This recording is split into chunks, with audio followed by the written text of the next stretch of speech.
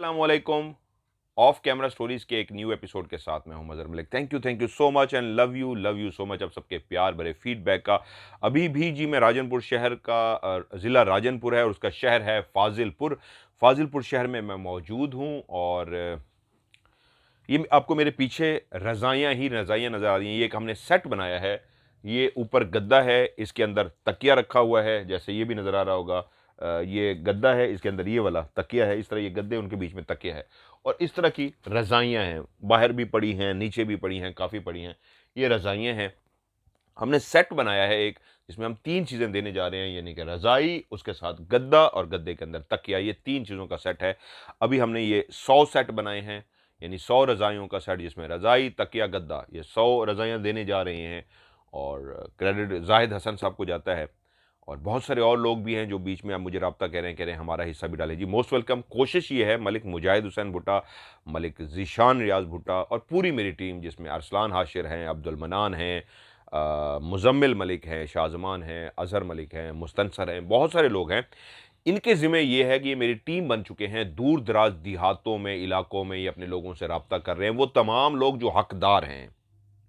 रज़ाई शहर वाला कोई बंदा नहीं, दूर दराज का वो इलाका जहाँ पे वो डूबे थे सैलाब में, उनके पास रज़ाइयाँ नहीं हैं, तो ये लोग उन तक राब्ता करते हैं, उनसे राब्ता करते हैं और फिर मेरी मदद करते हुए उन तक रज़ाइयाँ पहुँचाएँगे भी सही। इंशाल्लाह ये सिलसिला रुकेगा नहीं। जिस तरह मैंने 1000 राशन का किया था, अब ये 100 से शुरू किया है। वैसे तो ये 300 पीस बनता है, लेकिन हम 100 रज़ाई कह रहे हैं। तो ये इंशाल्लाह ताला ये 100 लोग मिलके मेरे साथ मेरी मदद करेंगे और आगे दूर-दराज जो देहात थे, जो छोटे-छोटे गाँव थे, जो डूबे थे, उन तक इंशाल्लाह हम ये रज़ाइयाँ पहुँचाएँगे। चारपाइयाँ भी चाहिए, इंशाल्लाह हम चारपाइयाँ भी आगे पहुँचाएँगे। रात हम काफ़ी इस पे काम करते रहे कि हमने कहा ज़्यादा रेडीमेड भी बने-बनाई मिलती हैं, आप लें और दे दें, लेकिन हमने कहा नहीं, ज़्यादा लोगों को मिल जाएँगी। तो इन लोगों का नाम इसलिए बार-बार लेता हूँ कि ये मदद कर रहे हैं, मैं नहीं। मैं तो आपसे बैठ के कहता हूँ, आप लोग पैसे भेज देते हैं, ये लोग फिर मदद करते हैं। अरसलान था रात, मुज़म्मिल था, अब्दुल मनान था, भाई मुजाहिद सबसे ज़्यादा काम करते रहे। मैं भी साथ लगा रहा। तो ये हमने पैक की है शापरों में, हमने खुद बनवाई हैं। उनको कहा है 5 किलो इसमें कॉटन डालें, ये कपड़ा हमने पसंद किया, फिर उनको बनवाया और उस अपने हाथ से चीज़ बनवा के देने, ताकि अच्छी चीज़ हो, यूज़ करने वाले इसको काफ़ी अरसा इस्तेमाल कर सकें। एक नाम शुरू-शुरू में मैं कहना चाहूँगा, उन्होंने फिर आज मुझसे सुबह राब्ता किया। उन्होंने कहा जी, मिसबाह इजाज़ उनका नाम है। वो अल्लाह की बंदी बढ़-चढ़ के हिस्सा ले रही हैं इस नेक कामों में। जब से मैंने शुरू किया है, चाहे राशन हो, ये हो, वो भरपूर इसमें हिस्सा डाल रही हैं। अभी भी उन्होंने हिस्सा डाला है। तो आप लोगों से मैं दिल से रिक्वेस्ट करूँगा, आप मेरी फैमिली हैं, मेरी बात को मानते हैं, ये भी एक नेक अमल है। वो तमाम लोग जो पैसे नहीं दे सकते, लेकिन जब मैं कहता हूँ इन लोगों के लिए दुआ करें, जो बीच में हिस्सा डाल रहे हैं, तो उनको भी सवाब होगा जिन्होंने दुआ की। उन्होंने क्या दुआ की कि या अल्लाह इनकी इस बात को कबूल फरमा। और उन्होंने स्पेशली एक रिक्वेस्ट की है मिसबा इजाज़ ने कि सबसे कहे मेरी जो जॉब वो चाह रही हैं, माशाल्लाह उन्होंने पीएचडी की हुई है, उनकी जॉब हो जाए परमानेंटली। तो दुआ कीजिए सब मिलके, अल्लाह ताला उनको एक मुस्तकिल परमानेंट पक्की जो है जॉब मिल जाए। मेरी भी ढेर सारी मेरी बहन दुआएं आपके लिए और उन सब का शुक्रिया जो और भी आगे मुझसे रब्ता कर रहे हैं। तो जितना करेंगे, हमें बंदे बहुत हैं जिनको रज़ाइयाँ देनी है, जितना रब्ता करेंगे तो हम ये आगे पहुँचाते जाएँगे। मेरा गला आपको नज़र आ रहा होगा, वो डस्ट है। मैं खुद भी दूर-दराज़ जा रहा हूँ, एक ऐसे इलाकों में मट्टी है और फिर रहा हूँ, तो अभी तक मेरा गला ठीक नहीं हुआ। लेकिन ऑफ कैमरा स्टोरी आपको पता है, चाहे लेट जितना भी हो जाऊँ, तो ये एक करनी ही करनी है मैंने। तो आपके लिए अभी भी एक स्टोरी सुनाने जा रहा हूँ। जिन्होंने मुझे कहानी भेजी, उनका नाम भी आज ज़ाहिद ही है। ज़ाहिद हसन साहब का मैं हमेशा शुक्रिया अदा करता हूँ। बहुत केयर कर रहे हैं, बहुत लोगों की वो मदद कर रहे हैं। ज़ाहिद ने ये कहानी सुनाई है, उनका ताल्लुक भी इसी इलाके से ही है। लेकिन एक वाक़या ऐसा मज़ेदार उन्होंने सुनाया कि कहानी सुन के मुझे भी बहुत अच्छा लगा। मज़े की कहानी थी। हॉरर भी और एंड में कमाल ही कर दिया उन्होंने। वो कहते हैं जी, मेरे एक दोस्त हैं, शहरी बाबू हैं, बड़ा पुराना उनके साथ याराना है। वो मार्केटिंग के बंदे हैं, मार्केटिंग के लिए इधर-उधर। अब तो बूढ़े हो चुके हैं, रिटायर हो चुके हैं और बच्चे उनके बाकी बिज़नेस सँभाल रहे हैं, काम कर रहे हैं, ज़िंदगी चल रही है। उन्होंने कहा उनका नाम ना बताइएगा। मैंने कहा जी ठीक है, कहानी मैं सुना देता हूँ। वो कहते हैं उनका फ़र्ज़ी नाम रख लेते हैं, शाहिद रख लेते हैं, मिलता-जुलता नाम है। ज़ाहिद साहब ने एक कहानी सुनाई है और उनके फ़र्ज़ी दोस्त का नाम है शाहिद। शाहिद मार्केटिंग के डिपार्टमेंट से वाबस्ता थे ये उस वक्त की बात है जब मार्केटिंग और ये चीज़ें इतनी प्रमोट नहीं हुई हुई थी। आजकल तो ये चीज़ें बहुत आगे चली गई हैं। ये वो दौर था जब पाकिस्तान टेलीविज़न का दौर था और बाकी कोई टेलीविज़न अभी नहीं आए थे। 2000 में तमाम टीवी चैनल शुरू हुए हैं। तो वो कहते हैं शायद से मेरा बहुत याराना था, बड़ा प्यारा दोस्त था। मैं भी जब शहर जाता तो उसकी तरफ रहता था और जब वो आता तो मुझसे मिलता और चाहे खाना मेरे तरफ होता, ज़बरदस्ती मैं उसको रोकता और वो फिर अपनी गाड़ी पे निकल जाता। वो विज़िट करता होता था अपनी कंपनीज़ का कोई इश्यू, कोई ये है। वो एक बॉस लेवल का बंदा था, बड़े लेवल का था। तो एक दफ़ा उसकी मुझे कॉल आई कि यार मैं एक फ़लाँ इलाके में बैठा हूँ, रात हो जाएगी, लेट हो जाऊँगा। तो मैं सोच रहा हूँ कि अब मैं रात को सफ़र ना करूँ तो तुम्हारी तरफ रुक जाऊँ, कहाँ पे हो? तो कहता है मैंने उसे कहा कि कौन से इलाके में हो? तो उसने इलाका बताया फ़लाँ इलाके में। मैंने कहा यार ये तो बहुत दूर हो तुम, घर आना है तो घर आ जाओ और या फार्म हाउस टाइप जो बना हुआ था जहाँ पे भैंसें वगैरह रखी हुई थी, दूध-शूध ये वो सारा होता था, वो करीब पड़ता है, वहाँ रुक जाओ जैसे तुम्हें ईज़ी फ़ील करे। उसने पूछा शाहिद ने पूछा ज़ाहिर से कि तुम कहाँ पे हो? उसने कहा यार मैं तो फ़लाँ शहर गया हुआ हूँ। ये आम-सी बात थी, इस तरह की बातें होती है दोस्तों में। उसने कहा ठीक है फिर मुझे करीब जो पड़ता है ना वही आप सही कह रहे हो आपका फार्म हाउस टाइप पड़ता है, तो वो पहली दफ़ा वहाँ पे जा रहा था। अमूमन वो जब भी आता वो मेरे घर की तरफ आता। मेरा घर और मेरा फार्म हाउस काफ़ी दूर-दूर थे और वो जिस रूट पे था उसको सूट वही करता था। अगर मैं उसको कहता मेरे घर आ जाओ, मैं नहीं था तो वहाँ पे मुलाज़िम वग़ैरह थे उसकी देखभाल करते, उसको किसी चीज़ की परवाह नहीं थी। लेकिन जितनी लेट नाइट वो कॉल कर रहा था उस वक़्त आना मुनासिब नहीं था। उस वक़्त वो जो रास्ते थे वो काफ़ी वीरान थे। अगर वो उस वक़्त रात को तकरीबन 10 बजे, साढ़े 9 10 बजे वो अपनी गाड़ी से मेरे घर की तरफ आता तो उसको 12-1 बज जाता और वो रास्ता सारा वीरान था, कच्चे रास्ते थे। तो डर ये था कि उसके लिए कोई मसला ना बन जाए। तो मैंने उसे कहा कि यार बेहतर वही है तू फार्म हाउस करीब पड़ता है, वहीं पे रुक जा और मुलाकात होती है। मोबाइल का भी दौर नहीं था, पीटीसीएल पे राब्ता होता था ये सारा। उसने कहा ठीक है। घर मेरे राब्ता किया, घर वालों ने, बच्चों ने उसको बता दिया था कि आप वहाँ करें। मेरा ख़ैर उससे राब्ता हो गया था। अब मैंने उसको फार्म हाउस का सारा समझा दिया। मैंने कहा जी उधर मैं राब्ता करता हूँ, उनको कह देता होता हूँ, तो आप परेशान ना हो, बेफ़िक्र होके वहाँ पे चले जाएँ। उन्होंने कहा ठीक है। अकेला था वो उस दिन, उसके साथ कोई बंदा भी नहीं था और जिस जगह पे वो था वहाँ पे भी रात को रुक सकता था, लेकिन वो रुका नहीं। उसने कहा नहीं मुझे यहाँ से जाना चाहिए। शाहिद अपनी गाड़ी पे रवाना हुआ तकरीबन रात के 10 बजे।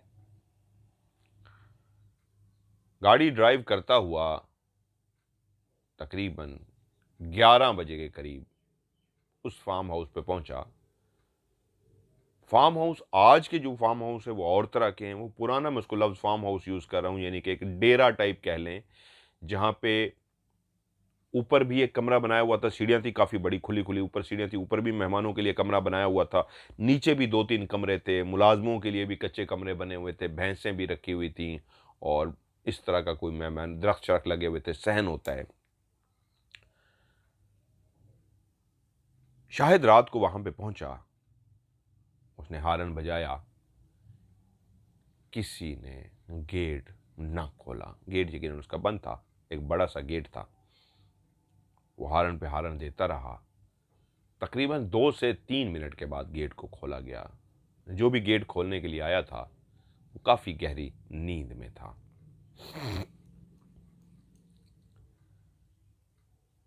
सलाम वालेकुम अस्सलाम। उन्होंने कहा जी आपको ज़ाहिद साहब ने बता दिया होगा, मैं उनका दोस्त हूँ और फ़ोन आ गया होगा।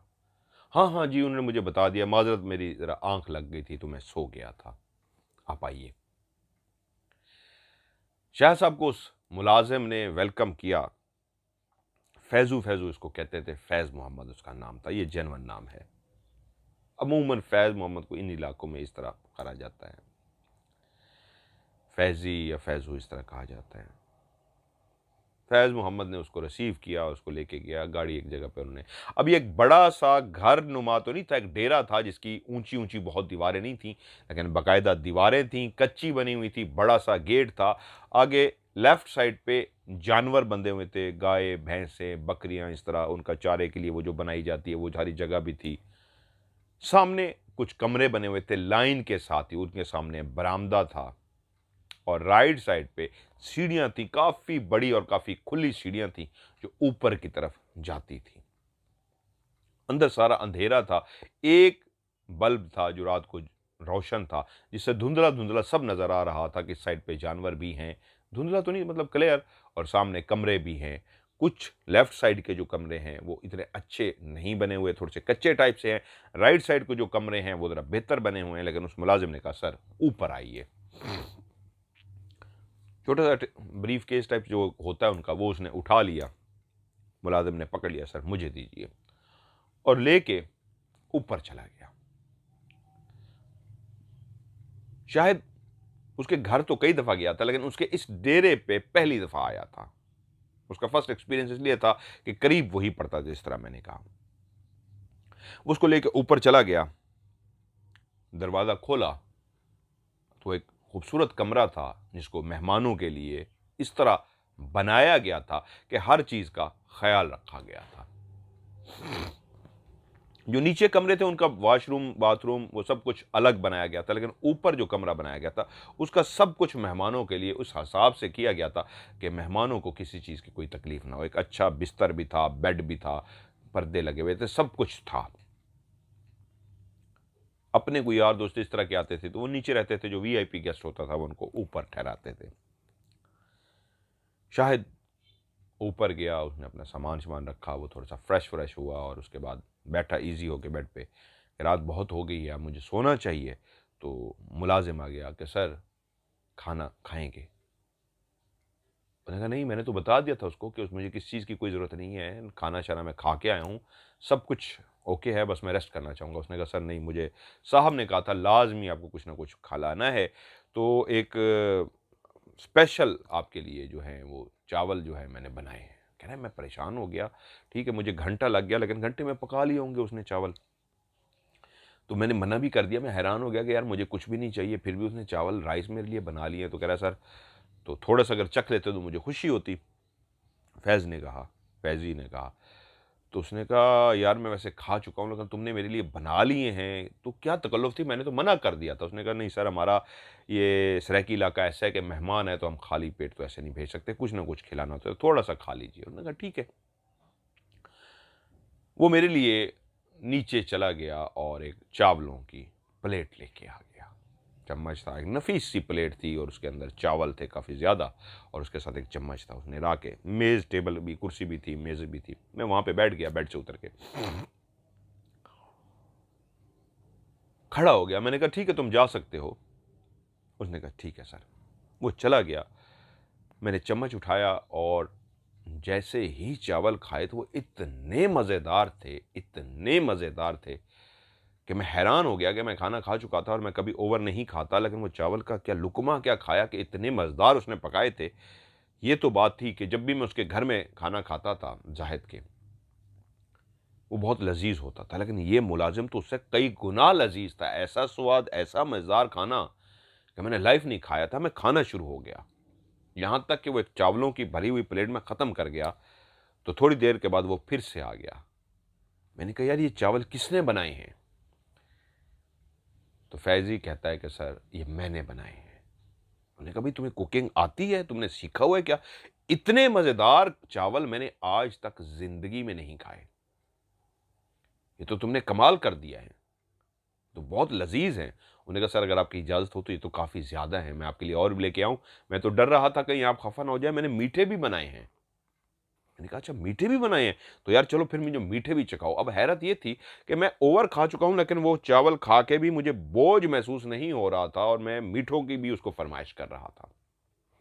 दोबारा से वो नीचे गया और मेरे लिए मीठे चावल भी लेके आ गया। जब मैंने मीठे खाए तो अंदाज़ा हुआ ये उससे भी लज़ीज़ हैं।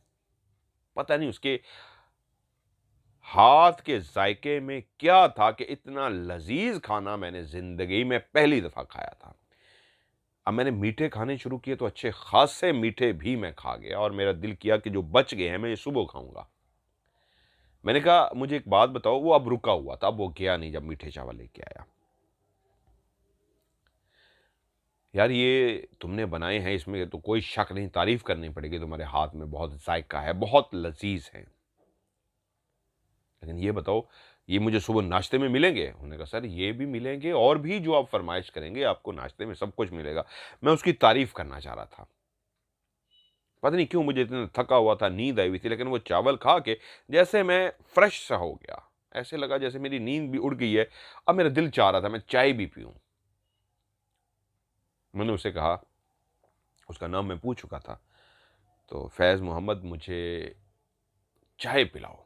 तुम्हारे हाथ में जो ज़ायका है, पहले मैंने नमकीन चावल खाए, पुलाव खाया, फिर मैंने मीठे खाए, तो क्या बात है, तो चाय भी एक मज़ेदार सी बना दो। उसने कहा सर कड़क पीते हैं, दूध पत्ती। मैंने कहा यार मैं कड़क नहीं पीता, मुझे दरमियानी सी पिलाओ। उसने कहा ठीक है। वो नीचे चला गया और मैं सोचना शुरू हो गया कि कुछ बिज़नेस की डील जो की हुई थी सारी, उनके बारे में मैं सोच रहा था। कुछ पेपर भी मैंने निकाल लिए कि ज़रा जब तक चाय आती है ये भी कर लूँ।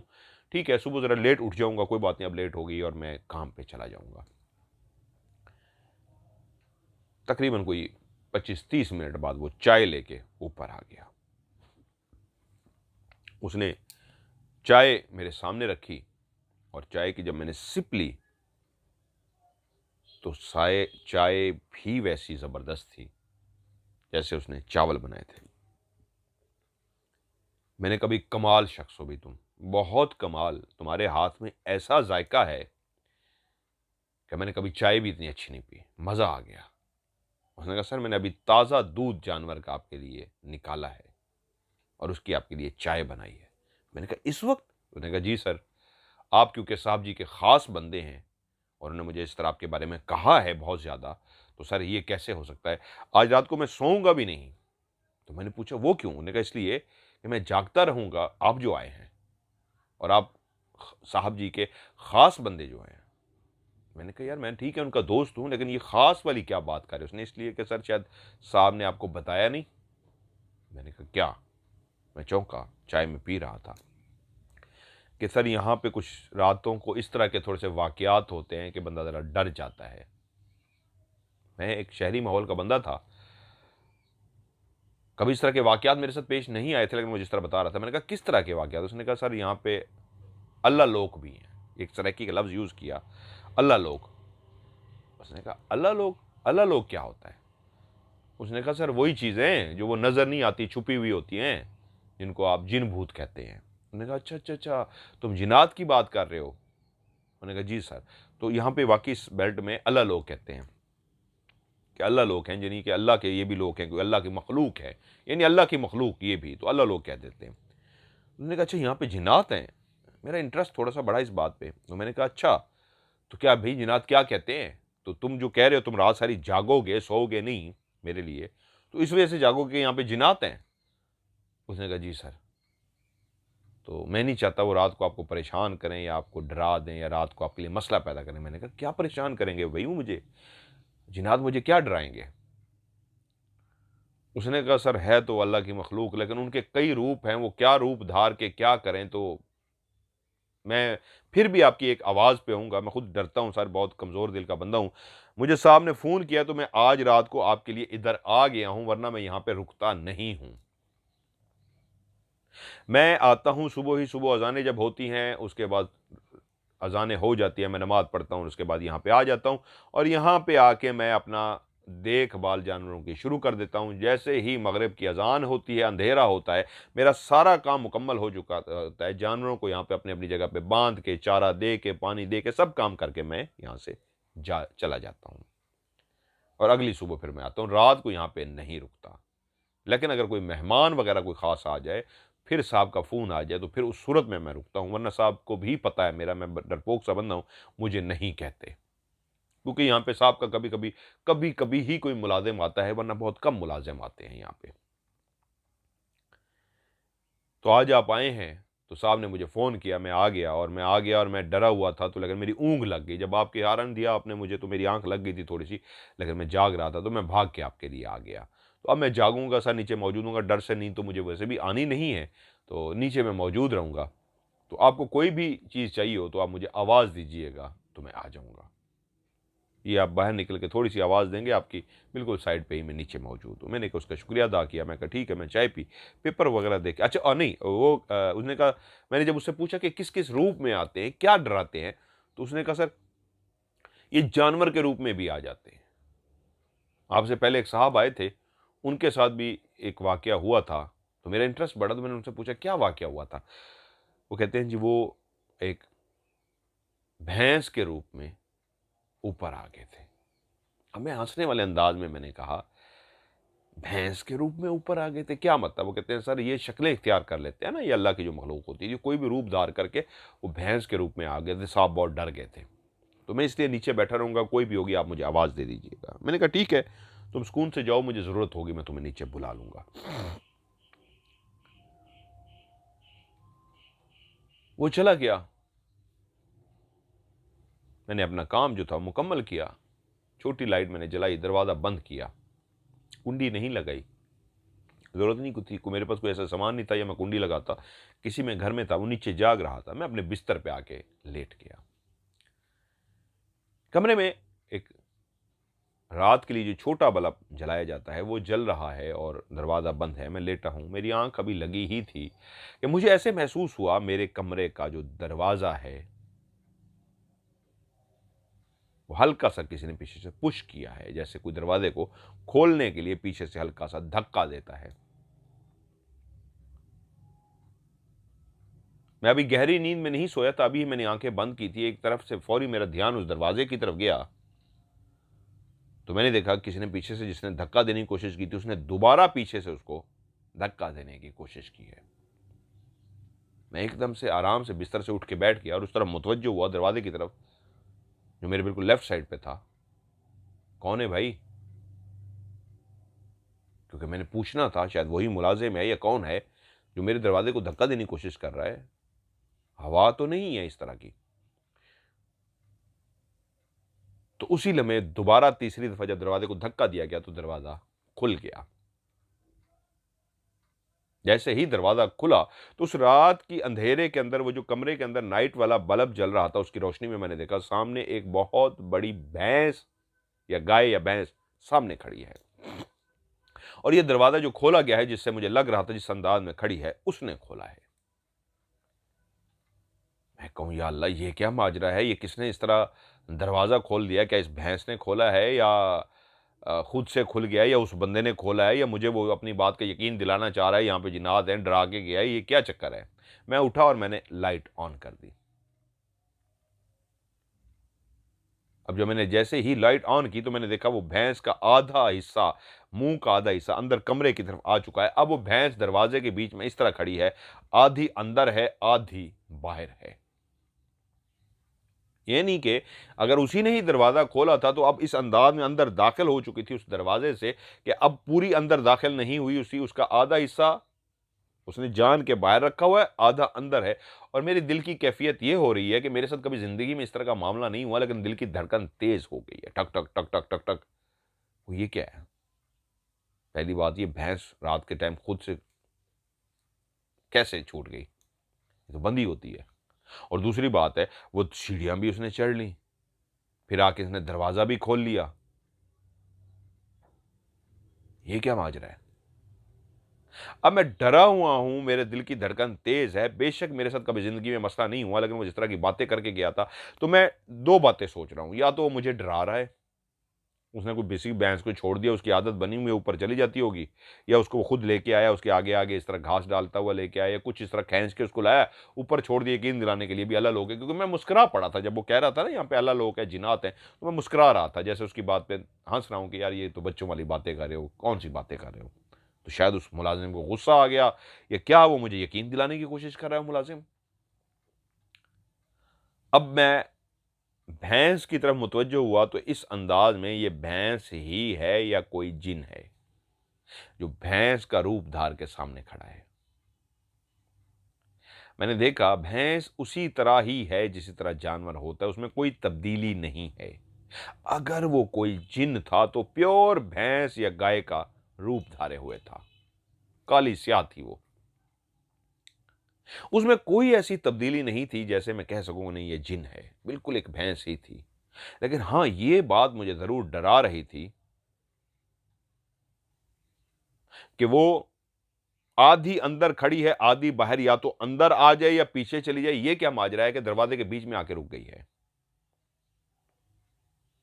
उसको कुछ देर मैं देखता रहा, उसकी तरफ कुछ देर देखता रहा। मैंने देखा वो भैंस खड़ी हुई है और इधर-उधर ऐसे हल्का-हल्का सर घुमा के देख रही है, कभी इधर देखती है, कभी इधर देखती है, कभी इधर देखती है, कभी ज़मीन की तरफ देख रही है, आहिस्ता-आहिस्ता, तेज़ी से नहीं।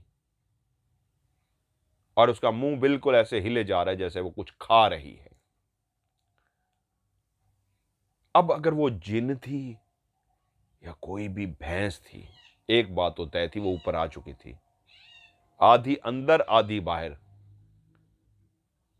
अब मुझे समझ ना लगी कि मैं क्या करूं।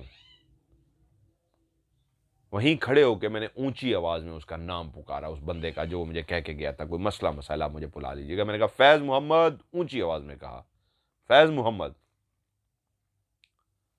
2-3 दफा जब उसको आवाज दी तो वो भागता हुआ ऊपर आ गया। जैसे ही वो ऊपर आया, वो सिचुएशन को समझ गया। आते ही उसने देख लिया एक भैंस है जो आधी अंदर है, आधी बाहर है। वो समझ गया था कि साहब डिस्टर्ब हो गए होंगे, क्योंकि एक जानवर अंदर कमरे में आ गया तो कैसे सोया हुआ बंदा सुकून से रह सकता है। उसने फौरी तौर पे आवाजें मुंह से निकालनी शुरू कर दी, जिस तरह जानवर को इस तरह आवाजें निकाल के पीछे किया जाता है। अमूमन इस तरह की आवाजें निकाल दी जाती है, इधर आओ, हुश हुश हुश। इस तरह उसको पीछे धकेलना शुरू हो गया, तो वो बजाय पीछे आने की कमरे में दाखिल हो गई। जैसे ही वो कमरे में दाखिल हो गई तो उसने मुझे कहा, सर आप बाहर आ जाइए, साहब जी आप बाहर आ जाइए, मैं इसको निकाल के लेता हूं, आप परेशान ना हो। मैं बाहर आ गया। उसने उसको जैसे कैसे पकड़ा और उसको खींचा और उसको पकड़ के वो उसको नीचे ले गया। जब वो नीचे ले गया तो मैं अभी तक वहीं पे खड़ा था, अंदर नहीं गया था, क्योंकि मैं सोने के मूड में था। मैंने सिगरेट के पैकेट में से अपनी सिगरेट निकाली और वहीं पे बाहर खड़े होके सिगरेट सुलगा ली, उसके आने का इंतजार करने लगा। वो आ गया। मैंने कहा भाई तुम मुझे बातें भी इस तरह की करके गए हो, ऊपर से ये भैंस भी आ गई है और ये अंदर भी इस तरह आके खड़ी हो गई, ना अंदर जा रही थी ना बाहर जा रही थी। मैंने इस तरह इत्मीनान का इजहार किया जैसे मैं डरा नहीं हूं, लेकिन अंदर खाते में मैं अभी कश्मकश में था, थोड़ा सा खौफजदा था। कि मैंने कहा भाई ये क्या माजरा है, तुम बताओ भाई फैज मोहम्मद, ये क्या कोई भैंस है या कोई जिन ही था जो ऊपर आ गया। उसने कहा साहब जी आप शहरी बंदे हैं, आप इन चक्करों में ना पड़े, आप इन बातों को ना सुने, आप परेशान हो जाएंगे, ऐसे डिस्टर्ब हो जाएंगे। हम तो गरीब लोग हैं, आदी हो चुके हैं, ये भी अल्लाह की मखलूक है, अल्लाह लोग हैं। अब बस देखें ना, जिस तरह ये कोई ज़रूरत तो नहीं थी ऊपर आने की, ये क्या करते हैं समझ नहीं आती। अल्लाह ने इनको बनाया है, ताकतवर है, हम इनसे डरते हैं, लेकिन इस तरह एक वो मेहमान आया हुआ है उसके कमरे में आके इस तरह करना कोई अच्छी बात नहीं। यानी इनडायरेक्टली वो कह रहा था कि भाई ये जिन्नात की ही हरकत है और जिन्नात को इस तरह नहीं करना चाहिए। और मैं मुस्कुरा रहा था कि ये मुझे डरा रहा है, ये वाकई ये कोई जिन थी। मैंने कहा यार लेकिन उसमें कोई जिन वाली बात तो मुझे नजर नहीं आई फैज मोहम्मद। तो उसका अंदाज ना एकदम से चुप सा हो गया, जैसे वो कह रहा हो कि आप मेरी बात का मजाक उड़ा रहे हैं, यानी मैं इस भैंस को, गाय को जिन कह रहा हूं तो आप मजाक उड़ा रहे हैं। कुछ देर वो चुप हो गया, फिर सरगोशी वाले आवाज में इधर उधर देख के कहता है, साहब जी इस मखलूक का कभी मजाक ना उड़ाइएगा। आप नहीं मानते कोई बात नहीं, लेकिन अगर आपने कभी इस मखलूक का मजाक उड़ाया और इनको गुस्सा आ गया तो फिर ये बहुत बुरा डराते हैं, फिर इस अंदाज में डराते हैं कि बंदे की जान ही निकल जाती है। मैंने इंटरेस्ट लेके और पूछा, अच्छा क्या करते हैं? उसने कहा साहब जी ये कोई भी रूप धार सकते हैं, जिस तरह ये भैंस का रूप धार लेते हैं, इस तरह सांप का रूप धार लेते हैं, इस तरह कुत्ते का रूप धार लेते हैं, इस तरह बिल्ली का रूप धार लेते हैं, कोई भी रूप धार लेते हैं। गर्दन दबा देते हैं, इंसान को थप्पड़ मारे तो इंसान की गर्दन जाके नीचे गिर जाए।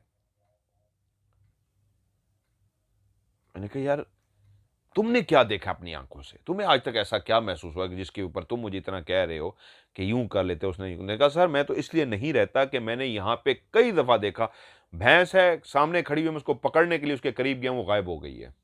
मुझे नुकसान नहीं पहुंचाया आज तक, लेकिन मैं नज़ारे जो देख चुका हूं, सामने बिल्ली बैठी हुई, मैं उसको करीब गया हूं, दूध ना पी जाए, गायब हो गई है। अब जिस तरह ये भैंस ऊपर चढ़ के आ गई है, मैं इसको नीचे तक लेके जाऊंगा, सीढ़ियों से जैसे ही छोड़ूंगा गायब हो जाएगी। अच्छा मैंने कहा ये वाली गायब हुई थी कि नहीं? कहता नहीं ये गायब नहीं हुई। मैंने कहा अच्छा ये जिन नहीं थी? कहता सर पता नहीं, अल्लाह की मखलूक है, ये गायब नहीं हुई।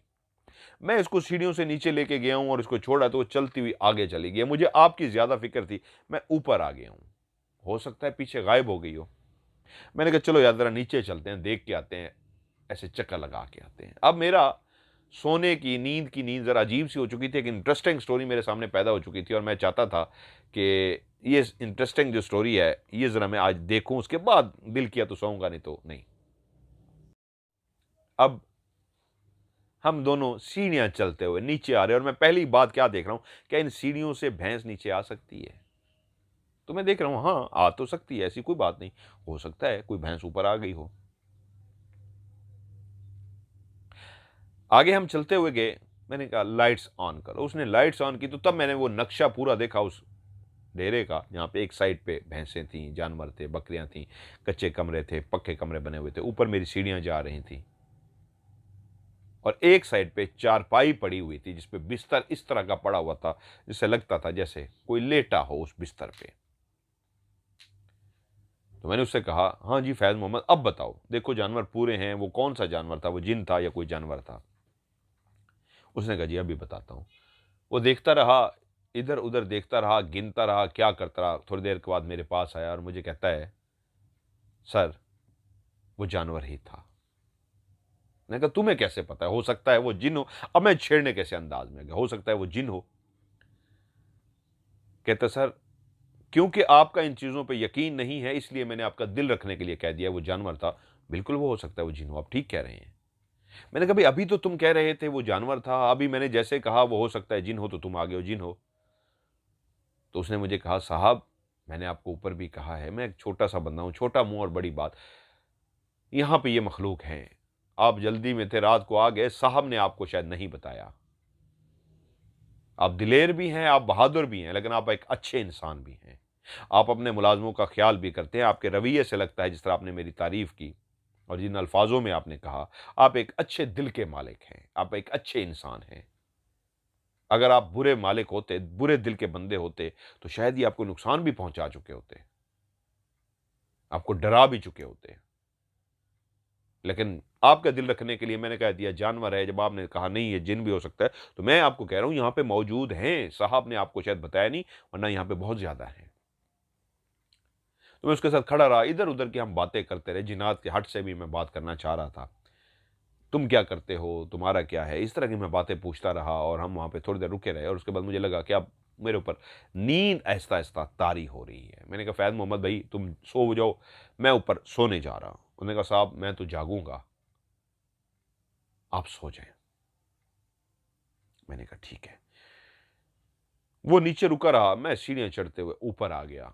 ऊपर आके बैठा, बेड पे लेटा, मुझे नींद ही ना आए। जो नीचे मुझे एकदम से नींद आ रही थी, मैं ऊपर पहुँचा तो मुझे नींद ही ना आए। लगा रहा। मैंने कहा चलो ठीक है, नींद तो आ नहीं रही। वापसी भी जाना है, किसी होटल में स्टे कर लूँगा और कुछ देख लूँगा। अभी फ़िलहाल मुझे अगर नींद नहीं आ रही, तो मैं कुछ काम ही कर लेता हूँ। मैंने अपने सूटकेस वो छोटा-सा जो था निकाला, पेपर निकाले, काम करना शुरू हो गया। करते-करते टाइम का पता ही ना लगा। मैंने सिगरेट पीता रहा। फिर एक दफ़ा उसको आवाज़ दी, मैंने कहा, "एक कप चाय पिला दो।" फिर वो उसी तरह का लज़ीज़ चाय का कप लेके आया और मुझे चाय पिलाई और उसने कहा, "और कुछ?" मैंने कहा, "नहीं।" वो जाग ही रहा था और मैं काम करता रहा। उसके बाद मेरा जब उस वक़्त काम बंद हुआ, जब अज़ान हुई, अज़ान मैं हमेशा फ़जर की नमाज़ ज़रूर पढ़ता था। अज़ान हुई, फ़ौरी तौर पे मैंने वुज़ू किया, मैंने नमाज़ पढ़ी, नमाज़ पढ़ने के बाद मैंने फ़ैसला किया, अभी रोशनी जैसे ही होने वाली है, तो बेहतर है मैं अभी ही निकल जाऊँ। तो मैंने अपनी तैयारी-श्यारी की, सामान-शमान जिस तरह वो था, चेंज किया, नीचे उतरा, तो अभी रोशनी शुरू हुई थी क्योंकि अज़ान के बाद उजाला बाहर निकलना शुरू हो जाता है। तो वो वाक़ई सोया नहीं था, बैठा हुआ था चारपाई पे, मैं उसके पास गया, तो मैंने कहा, "फ़ैज़ मोहम्मद मैं सोच रहा हूँ मैं अभी रवाना हो जाऊँ। अब तो कोई परेशानी वाली बात नहीं है, रास्ता इसलिए मैं इधर आया था, घर नहीं गया था कि रास्ता वीरान है, उन्होंने बताया था यहाँ पे चोरी-डकैती का बहुत खतरा होता है, हालात ठीक नहीं होते, कोई मसला ना हो जाए। अब तो कोई मसला नहीं होगा।" उसने कहा, "नहीं साहब, अब सुबह हो गई है, सुबह-सुबह यहाँ पे कोई मसला नहीं होता, रात को डर होता है, इस टाइम कोई डर नहीं होता। अब आप सुकून से जा सकते हैं जहाँ भी जाना चाहें, अब कोई परेशानी की बात नहीं है।" उसने मेरे लिए नाश्ते का एहतमाम किया, बेहतरीन किस्म का नाश्ता जो मैंने रात खाया था, वही चावल, वही मीठे चावल, नमकीन और चाय। मैंने कहा और मुझे कुछ भी नहीं चाहिए। उसने कहा सर आपके लिए ऑमलेट बनाऊँ? मैंने कहा कुछ भी नहीं, कोई अंडा नहीं, कुछ भी नहीं। वही रात वाले मुझे लज़ीज़ किस्म के चावल और मीठे और नमकीन चावल खिलाओ और चाय पिलाओ। उसने वही चावल गरम करके मुझे दिए।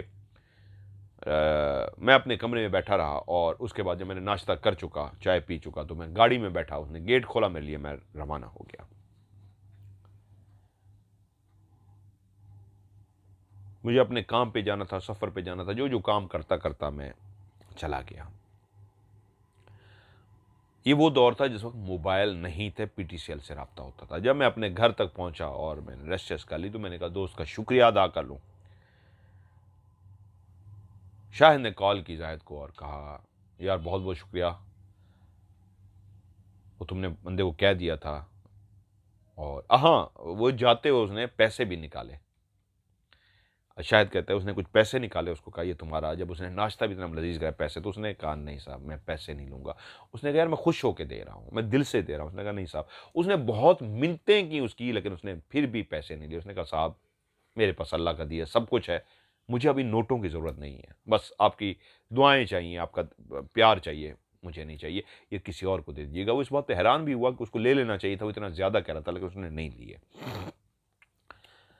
जब उसने अपने दोस्त को फ़ोन किया जाहिद को, उसको कहा यार बहुत बहुत शुक्रिया, मैं पहुंच गया था और तुमसे रब्ता नहीं हो सका, रास्ते में भी मैंने कॉल नहीं की, क्योंकि अब रास्ते में उसको तो नहीं पता कि किस नंबर पे बैठा हुआ है जाहिद को, उसे पूछेगा हाँ भी शायद तू कहाँ पे है। तो अब शायद नहीं खुद कॉल करनी थी, लेकिन उसने कहा घर पहुंच के ही कॉल करूंगा। घर पहुंचा और उसने उसके बाद पीटीसीएल से उसका नंबर मिलाया। बच्चों ने बताया जी आज वो घर पे ही हैं, वापस आ गए हैं।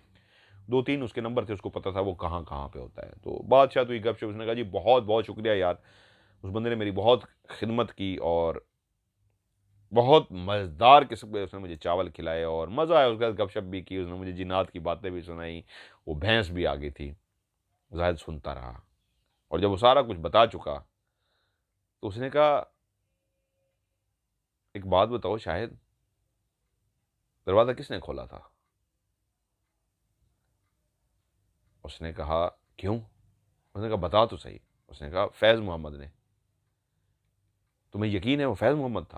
उसने कहा हाँ। उसने कहा फिर क्या हुआ? उसने कहा वही सारा कुछ जो तुम्हें मैंने बताया है। तो कुछ देर चुप रहा।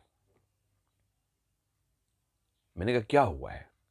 कह रहा है यार जब तुझसे मेरा राब्ता हुआ था ना, मैंने कहा था मैं फ़ोन कर देता हूँ। तो वो अमूमन जब रात को वहाँ पे कोई मुज़ेरा जो हमने रखा हुआ जाता है ना, दरवाज़ा इस तरह घुमा के चला जाता है, बंद या लॉक नहीं किया जाता। वो डेरा है, लेकिन इर्द-गिर्द उसके अंदर लोग मौजूद नहीं होते, इर्द-गिर्द लोग मौजूद होते हैं। कोई मेहमान वगैरह कोई आ भी जाए ना, उसको रिसीव कर लेते हैं। उस रात जब मैंने वहाँ पे फ़ोन किया तो पीटीसीएल की लाइन वहाँ पे ख़राब थी। मेरा वहाँ पे राब्ता नहीं हो सका। तो मैं परेशान था कि तुम कैसे पहुँच जाओगे?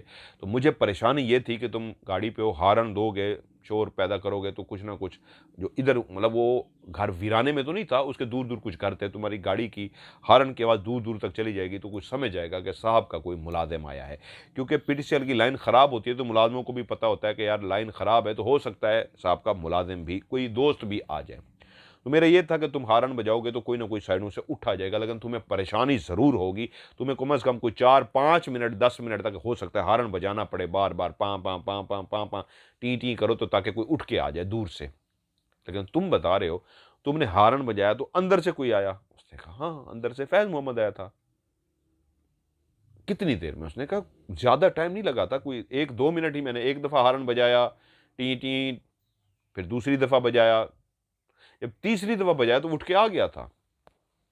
और उसके बाद फिर वही कहानी हुई जो तुमने सुनाई है। उसने कहा हाँ। और वो भैंस का वाकया और ये वो हुआ है, चावलों का हुआ है। उसने कहा यार शाहिद, फैज़ मोहम्मद को मरे हुए कई साल हो चुके हैं।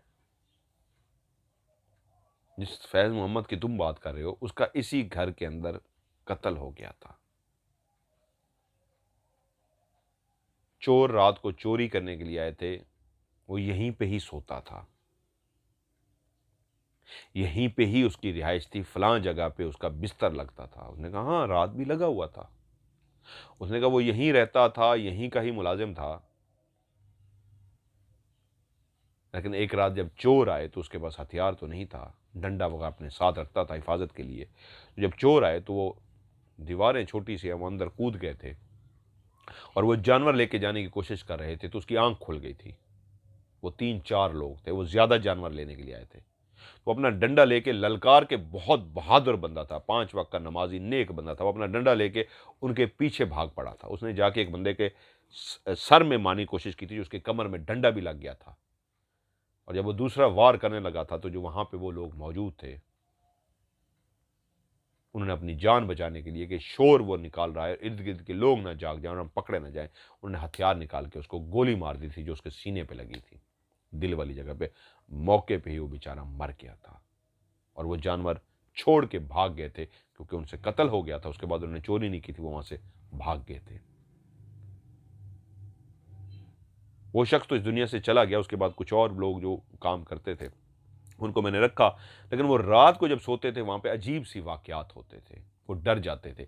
कभी कोई उनकी रज़ाई खींचता था, उठ के देखते थे कोई भी नहीं है, और उनमें से 1-2 ऐसे भी थे जो अच्छे शायद किरदार के मालिक नहीं थे, वो कहते हैं उनको थप्पड़ भी पड़े थे।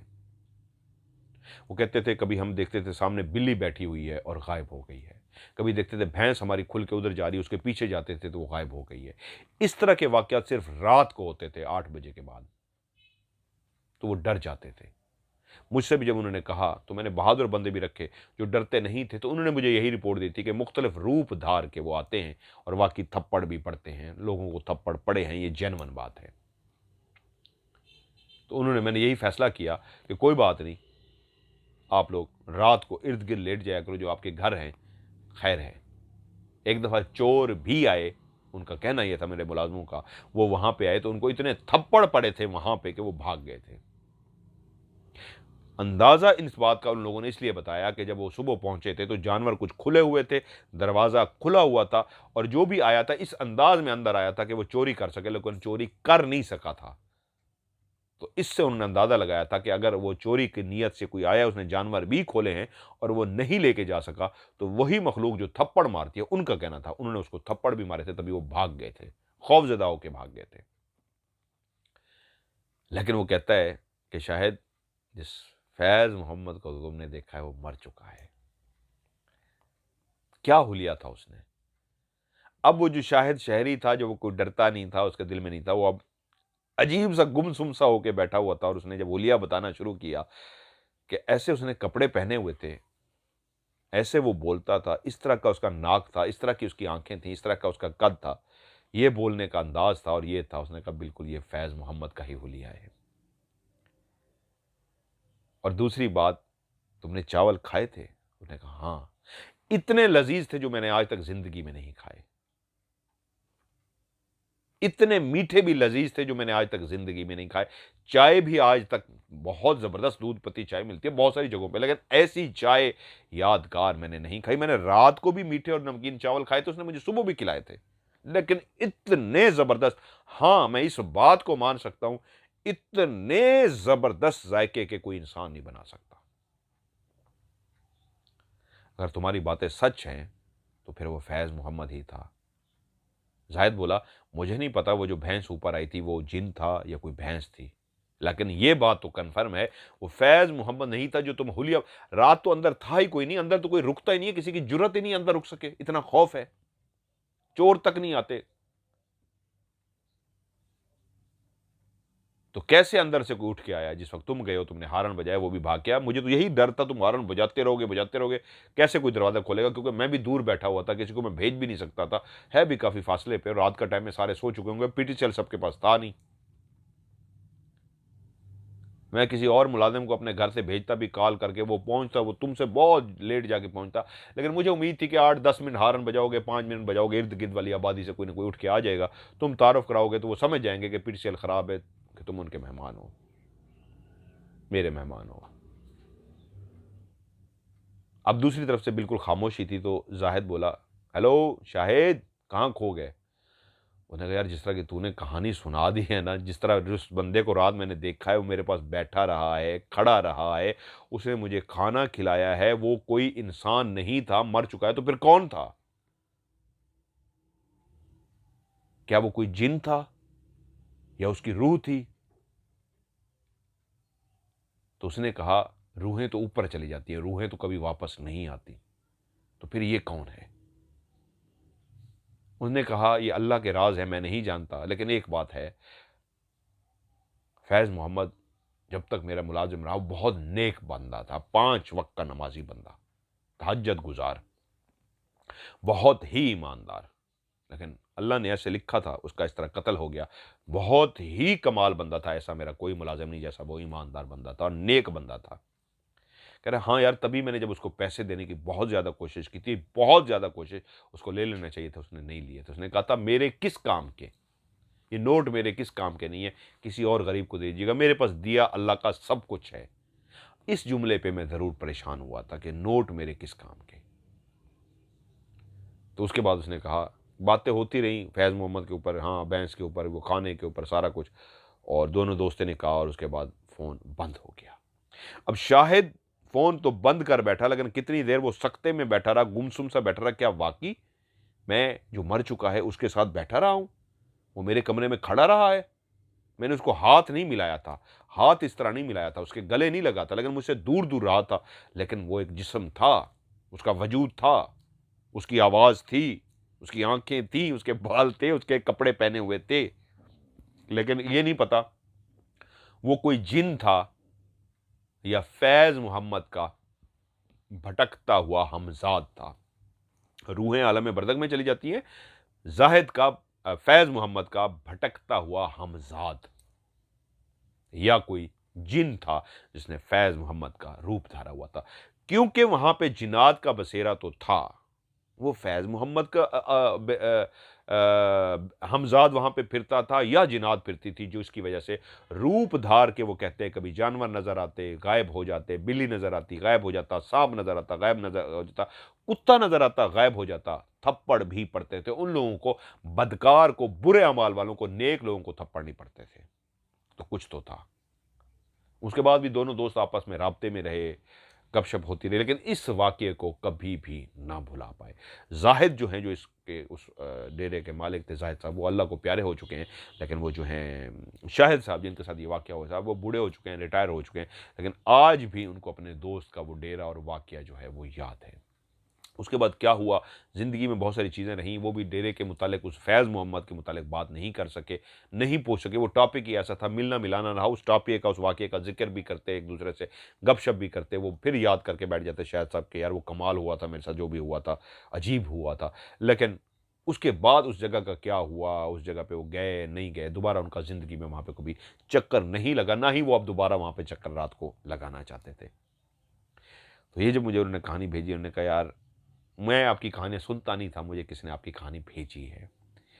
जब मैंने आपकी कहानी सुनी है तो मुझे आपका कहानी सुनाने का अंदाज़ बहुत अच्छा लगा है, मुझे मज़ा आया। मैंने कहा नहीं, मुझे उन्होंने बच्चा लाइक बेटा कह के मुखातिब किया कि बेटा मुझे कहानी बहुत अच्छी लगी। तो मैंने कहा यार ये बच्चा अच्छा है, इसको कहानी सुनाते हूँ। मैंने कभी ज़िंदगी में अपनी ये कहानी किसी को नहीं सुनाई। मैं प्रैक्टिकली बंदा हूँ, अब बूढ़ा हो चुका हूँ, अल्लाह-अल्लाह कर रहा हूँ। तो शायद मेरे कुछ किरदार, मेरे आमाल कुछ ऐसे थे, या मेरा किरदार ऐसा था कि मैं बच गया, या वो मुझे भी नुकसान पहुँचा देता। मैं तो एक गुनहगार शख्स हूँ। लेकिन चलें, एक कहानी मैं आपको सुनाता हूँ, इसको आप सुना दें अपने प्रोग्राम में। ये कह के उन्होंने मुझे कहानी सुनाई और मैंने आपकी उनकी कहानी उन्हीं की ज़बानी आपको सुना दी है। तो ये थी जी आज की कहानी, जो उम्मीद है मुझे तो बहुत अच्छी लगी, बहुत अच्छी लगी। आपको भी अच्छी लगी होगी। तो आप लोग भी अपनी कहानियाँ भेजिए, भेजी हुई है। कुछ लोग पूछ रहे हैं जी मेरी कहानी का नंबर कब आएगा? लाज़मी नंबर आएगा, लेकिन तरतीब से नंबरिंग मैंने की हुई है, 110, 150, 160, 170, मतलब जिस तरह 160 है, 151, 161, 162, 163, इस तरह नंबरिंग की हुई है मैंने। इंशाल्लाह नंबर के हिसाब से आपका नंबर आ जाएगा। आप लोग अपनी कहानी वॉइस मैसेज भी रिकॉर्ड करके व्हाट्सएप पे भेज सकते हैं, लिख के भी भेज सकते हैं, और इसमें भी आप मेरा हिस्सा बन सकते हैं। आप गरीबों तक ये रज़ाइयाँ अगर तक़सीम करना चाहें तो आप बिल्कुल कर सकते हैं। आपकी रज़ाई इंशाल्लाह, जिसमें सेट है गद्दा, तकिया और साथ में रज़ाई, ये 3 चीज़ों का सेट है जो हम गरीबों को दे रहे हैं। आप भी इसमें हिस्सा डालना चाहें तो इंशाल्लाह आपका हिस्सा जो है गरीबों तक पहुँच जाएगा। तो कहानी मुझे लिख के भेजिए या वॉइस मैसेज रिकॉर्ड करके भेजिए, लेकिन आखिरी लफ्ज़ आपने जो लिखना है वो है STORY। कहानी वॉइस मैसेज हो या लिखी हुई, एंड में आपने स्टोरी या उर्दू में स्टोरी लाजमी लिखना, और आपने इसको भेजना है +923136555500। इस पे जैज़ कैश बना हुआ है, इस पे आप मुझे जैज़ कैश के ज़रिए इसकी अमाउंट भी भेज सकते हैं, इस पे कहानी भी भेजिए। और आप बाहर मुल्क से हैं तो आप मुझसे अकाउंट नंबर पूछिए, मैं आपको अकाउंट नंबर बताता हूँ, आप अकाउंट नंबर के ज़रिए मुझसे रब्ता कर सकते हैं। आज की ऑफ कैमरा स्टोरी से मज़हर मलिक को दीजिए इजाज़त। अपना ढेर सारा ख्याल रखिएगा। खुदा हाफ़िज़।